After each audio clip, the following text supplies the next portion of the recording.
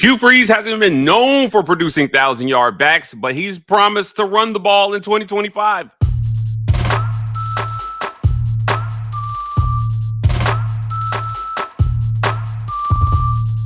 Welcome on into the Auburn Express, powered by the War 4. I'm your host, Martin. Thank you so much for making us your first listen to every day. Joining me, as he does every single week, is the host of On the Line Sports Talk on 106.7, Jacob Goins. It's time to get going. That's right, baby. Today we're talking the Auburn run game. More specifically, we're talking about Damari Alston and whether he has the ability to be a 1,000-yard back in Hugh Freeze's system, and what we expect from him in totality from the line of scrimmage. Let's start with the obvious here. I had a sit down with Hugh Freeze, Jacob, where we talked about the run game.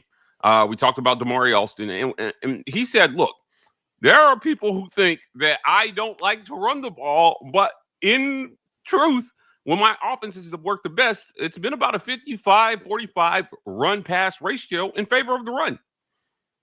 Yeah, and, we asked him about this a lot last year, right? We asked him, like, hey, what's the mindset going into the season, into a particular game, if it was a particular defense, if they thought they could throw the ball, run the ball, or whatever. And he was like, what? And talking about Freeze, and he was like, well, it just kind of depends because we run so much RPO and we leave a lot of it up to the quarterback. And so he said it's hard to put an actual percentage every single game on what we plan to do. Now, he says he has an idea of what he wants to do, and I think it's along those numbers that you just talked about. But, I mean, let's be real. Fans have a legitimate reason to question whether he likes to run the football or not because of how they handled Jarquez Hunter last year. And you and I talked about this last week about how they mishandled Jarquez Hunter. And so you have an opportunity in 2025 to make up for that a little bit with Damari Alston, with Jeremiah Cobb, with your guys in the backfield who you have several that you can rotate. You have an opportunity, if you're Hugh Freeze, to kind of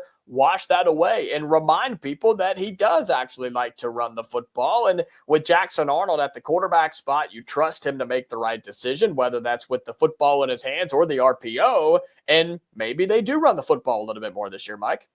Establishing the run will definitely help take the heat off this passing game some, for sure. So that they can find some rhythm early in the season. But certainly running the ball is going to be important for ball control and time of possession, which if you're Auburn, based on what you've seen, do you think, does Auburn need to lengthen the game or shorten the game? It feels like they've been playing behind a lot.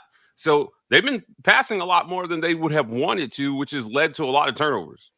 Yeah, I think I would like to see Auburn score earlier, which, I mean, everybody could say that, but getting ahead, like you said, not playing from behind. And I'm fine with these 2 or 3 play drives where you just strike big, score, and get off the field. That's fine by me. And just play with a lead. Quit having to, like you said, fight from behind and just grind and feel like you can't come back. Or in the few times that you did have a lead last year, don't take your foot off the gas. Don't let up. Don't just try to bleed the clock and let it run out and hope that you can escape with a win. If it's working, keep doing it. And I think that's what happened with Auburn in several games last year. It's happened over the history of Auburn football, it seems like, where, we've got a lead. We're good. Let's just see if we can run the clock in the last quarter and a half. The football gods don't like that. They don't like when you do that. They want you to play the game. They want you to continue to do what you're doing. And so I don't know if it's so much about extending the game or shortening the game or anything like that for Auburn. I think it's more of, man, just do the right thing. Make the right decision. If you're able to run the ball, but don't take your foot off the gas and don't throw into stupid plays and don't put your quarterback in stupid situations because that got you in trouble last year. Look at the Oklahoma game. I just think Auburn needs to have a better game plan past the second quarter for what they want to do. If they have the lead, if they're losing, or if the game is tied, they need to have a better game plan for those situations in 2025. Okay, hold on 1 second for me. There we go. Jacob, look, in years past, everybody likes to refer to Hugh Freeze's time at Ole Miss and what he did there. Now, the game has changed a lot since then, but we do look to the past for trends. Yeah. And one of the trends we look at is, what does his leading rusher look like in certain years, and how many rushing attempts are poached by the quarterback in his system?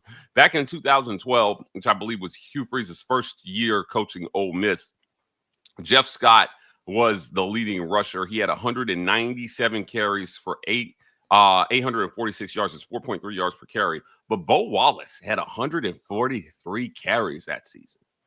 I mean, we bemoaned how much Peyton Thorne carried the ball the last couple of years, but it seems like that's not uncommon in a Hugh Freeze system for the quarterback to carry the ball a lot. And, the subsequent year, their leading rusher, Itavius Mathers, only 563 yards. I don't think that he's worked with backs as talented as he's going to have at Auburn. 2014, Jalen Walton, only 586 yards, Jacob. These aren't eye-popping numbers. He was the leading rusher the following year with 730 yards. And then the year that obviously Hugh Freeze made his exit, Akeem Judd, 826 yards rushing on 164 carries. In no instance did any of his backs get more than 200 carries in a season. It's not going to work here, man. It's definitely not going to work. Yeah. Jarquez Hunter finished last season for our listeners on pod with 187 carries on the season. If you look at the top 10 running backs in the NCAA last year, guys like Ashton Genty and RJ Harvey and Cameron Scattaboo, these guys were all north of 200 carries. And RJ Harvey had the least of the top 10 running backs with only 202 carries. They've just got to find a way to get Damari Alston the ball more than 200 times this season. Yeah, and if he's going to be a true RB1, then that's absolutely the case. And Jarquez Hunter not getting 200-plus carries was a crime a year ago because of the performances that he had. And we've continued to talk about that through last year, end of last year, and into this offseason. It's like, you just kind of scratch your head. You're like, man, how did he not touch the football more? He was clearly the best player on the offense, but he didn't touch the football enough. And so if Damari Alston is to be your true running back one, then yes, absolutely, he needs to touch the football 200-plus times. He needs to be flirting with 1,000 yards. All of those things are absolutely true. I'm just still wondering, and it may be something we figure out throughout the season, Mike, about, okay, well, he may be running back one, but how many times are we going to run Jeremiah Cobb? How many times will we see Alvin Henderson? How many times will we see Darrell Robinson? How many times will those guys legitimately get carries? Because if you have just a RB1 starting running back, one of the best in the SEC, like Jarquez Hunter was a year ago, then yes, that amount of carries is necessary. But if you firmly plan on using 2, 3, 4 guys consistently, then you may not see him get to that 200 number, but everybody's going to be fresh and everybody's going to be ready to go. Regardless, you've got to run the ball. And you're absolutely spot on about the idea that, man, Hugh Freeze at Auburn is going to be working with the best running backs he's ever had, Jarquez Hunter being one of them a year ago, and the room that he's about to use this year. I mean, you were talking about Bo freaking Wallace running the football at Ole Miss as a quarterback. Come on, we can't have that at Auburn. Jackson Arnold can run. He can. That's not the idea. That's not the MO. That's not the game plan by any means. He can, and Hugh Freeze actually said in your interview, Mike, about how he has the legs to escape and extend plays, but they don't want to run him consistently because if he goes down, then you're turning to a true freshman in Deuce Knight to be your quarterback. And so you have to see what the establishment of the running back room is going to be. And you may see that game one against Baylor on a Friday night. You may find that out in the 2 cupcake games after that, or when you go on the road to Norman and College Station. I mean, you're going to find out really quick just exactly how this running back room is going to be used, and whether it's just run Damari Alston until his legs fall off, or you use a true running back by committee. We're going to find out. Hugh Freeze will certainly need to break old habits, I think, if Auburn is going to move forward offensively. In no year during his tenure at Ole Miss did any of those backs touch 6 yards per carry. Jarquez Hunter, 6.4 yards per carry. The only two backs in the country that average more yards per carry than Jarquez Hunter, Ashton Genty, and RJ Harvey, 7 yards per carry and 6.8 respectively. So give them the damn ball is the name of the game here. But look, what are going to be the expectations really? And, how far can Auburn go on the run game in 2025? We'll talk about that right after a quick word from our friends at the Vibe Vault. If you're in the Columbus, Phoenix City area and you're looking to get fresh for the weekend, visit our friends at the Vibe Vault, not just barbers, lifestyle consultants. You can find them at 3462 Crosswinds Road, Suite I in Phoenix City, Alabama. That's right on Highway 431 across from Chattahoochee Valley Community College and next to the Renfro's Market and Marco's Pizza. The Vibe Vault, helping keeping you fresh for the weekend. Also, our friends at the Rogue Shop. Visit rogueshop.com. Use code RAPPORT to get 15% off your Rogue Shop order. Pain, sleep, stress, anxiety, whatever ails you in life, the Rogue Shop has something that has you covered. Visit rogueshop.com. Our guy Richard is dropping a little something in there for people using code RAPPORT. We appreciate him for sponsoring this segment. And our friends at Golden's Cast Iron. Visit goldenscastiron.com/WR. Use code Get Your Weight Up for 15% off your weights and code TWR for $65 off fire pits and Kamado grills. Golden's Cast Iron, longtime sponsors of the War Report. Workout, grill out, chill out. Golden's Cast Iron. Jacob, let's jump back in here. You said something that I want to expound on in talking about expectations for the season. Mm-hmm. If it is running back by committee, then the totality of the rushing average yards per rush is what's going to matter. If one guy is not carrying at least 60% of the rushing flag. But what does that have to look like? We did a segment where we talked about Auburn maybe trying to get to a place where you're 3,000 yards total rushing as a room or somewhere around 2,500 yards total rushing per room. Mm-hmm. The run game just has to exist and be effective. Like, as long as Jackson Arnold isn't taking hits, I got no issue with him running the ball repeatedly, but he's got to stay healthy. What do you think about what this rush game needs to be successful in 2025? Well, you said it. I mean, it just needs to exist. It needs to be a threat. It needs to be something that the defense has to legitimately game plan for every single game, every single quarter, every single series. It has to be something they worry about to where maybe not stack the box every time, but at least bring an extra linebacker down in case they do turn around and hand it to Damari Alston, or they bring Jeremiah Cobb on the jet sweep and they have to bring a safety guy over to make that play. I mean, whatever the case may be, it just needs to be a threat. And I think you can do that. And look, you're going to have to. Remember, I mentioned you go on the road to Baylor, on the road to Oklahoma, and on the road to Texas A&M in the first 5 games of the year. And Mike, you know as well as I do how you can establish yourself on the road and how you can settle everything down. It's by running the football. You can take the crowd out of it by running the football. You can calm the nerves by running the football, and you can build a little momentum by keeping it on the ground. And you have a better chance of not turning the football over. Now, I know Damari had problems with that a year ago. That's got to change this year. If he has that issue, he won't be playing RB1 very long. But if you can keep it on the ground and keep it in your own hands on the road, that will help you get settled in, especially game 1 against Baylor. Are you kidding me? I mean, we expect Jackson Arnold to be fine. He's been there before, but you've got a new-looking offensive line. You've got some receivers out there who are ready to go, but just run the ball. And so in terms of expectations, it's just be consistent and be a threat. Be a top 5 unit, be a top 5 rushing team in the SEC this season. If you can do that, that's going to open up so many things for your passing game with Jackson Arnold, who, man, I just continue to be impressed by with the things he says and the things he does. And he's ready to play this upcoming season. And you can't deny that Auburn's got one of, if not the best receiver room in the SEC, a top 5 room, probably in college football. And so you run the ball and you establish a dominating run game, a penetrating run game, just a hard-nosed, pop-you-in-the-mouth run game that will open up everything for Jackson Arnold and these fancy receivers. And Auburn has a chance to put up a lot of points this year. Some statistical reference points for last year.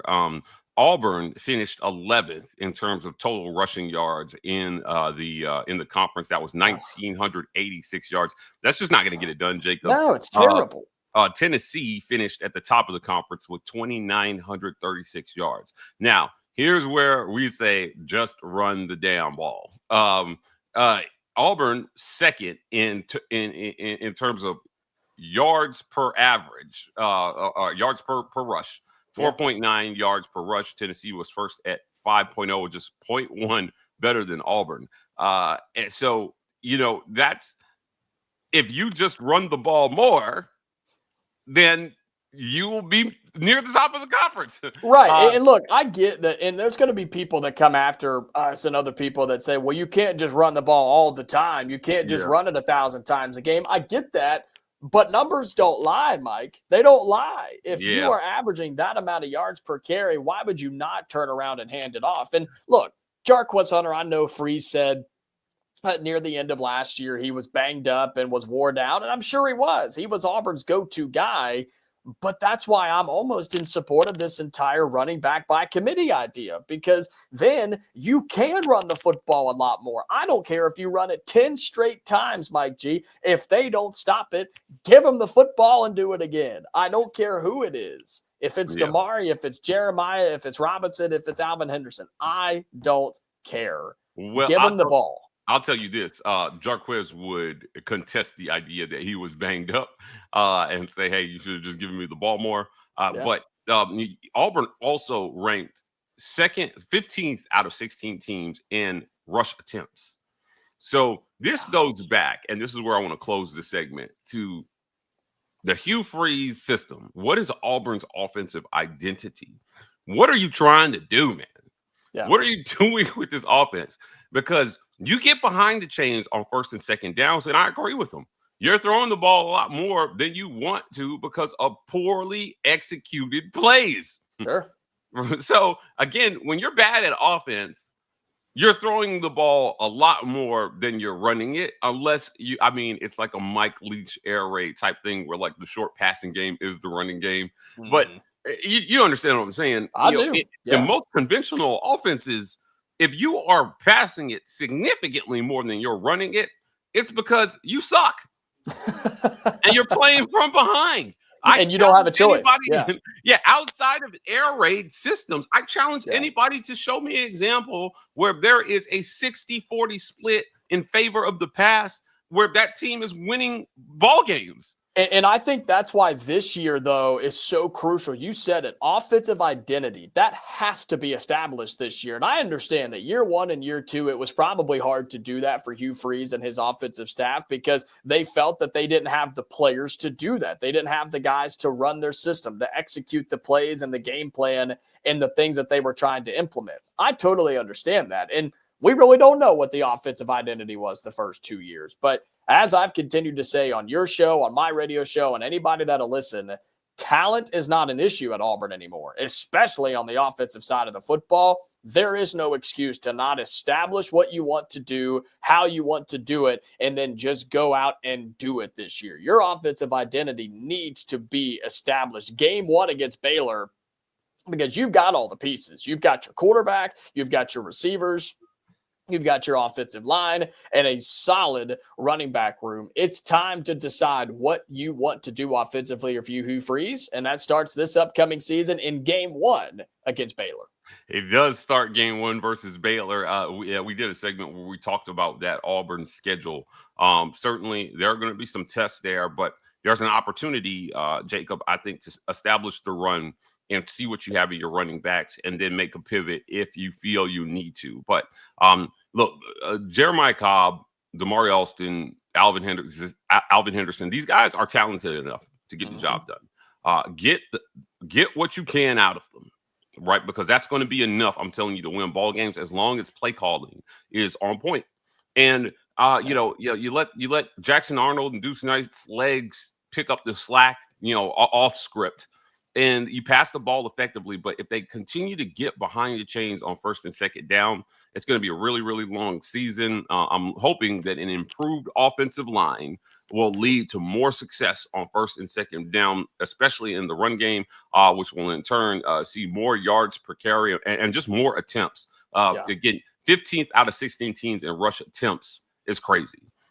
So It's bad. crazy. Yeah, yeah. I think it's indicative of how much Auburn played from behind last year Yeah. or abandoned the run at key times. But there was a stat that our friend Chris Marler put out over. He does Locked On Gamecocks, and when Jarquez Hunter, I don't know, if Auburn's lost a game where Jarquez Hunter had 20 or more carries, I mean, right? probably not. I Yeah. mean, again, he So was the best offensive player last year. yeah, so they just need to find a way to run the ball and get back to that. It's going to include breaking some tendencies that Hugh Freeze has had as a coach. And that's going to be the real line of fire that he's going to have to cross here. He's working with a talent level that he did not have at Ole Miss.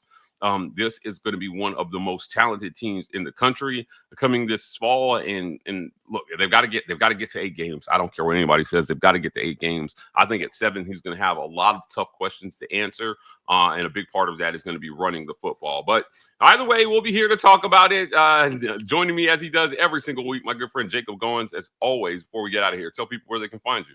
Yeah, if you're in the Auburn, Opelika area, you can listen on ESPN 106.7 on your radio dial, in your car, in the barn, wherever you are, in the shed, in your kitchen, it doesn't matter. ESPN 106.7, or if you're across the state, across the country, ESPNAU.com. I'm live 2 to 4, Monday through Friday for On the Line on ESPN 106.7.